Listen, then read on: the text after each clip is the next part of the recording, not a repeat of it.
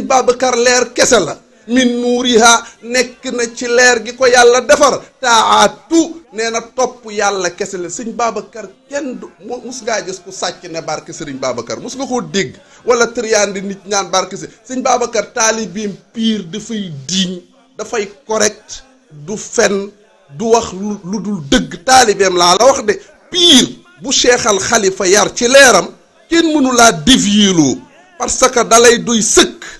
déggal axlaa min al asadi raqiqi xadiisuhu dégg nga de Serigne Cheikh nee na axlaa moo gën a neex axlaa min al asali nee na waxu Serigne Babacar moo gën a neex lem waaw mu ne raqiqi lem ji dàq ci lem ji xadiisuhu Serigne Babacar kàddoom moo dàq ci ñun lem barki yonent bi waxam moo gën a neex lem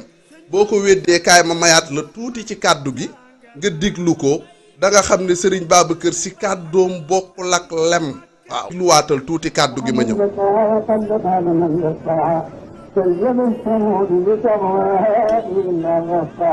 فقال لهم رسول الله ناقة الله وسقياها فكذبوه فعقروها فدمدم عليهم ربهم بذنبهم وسواها ولا يخاف عقباها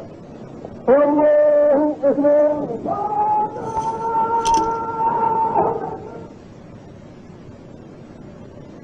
سمع الله لمن حمده الله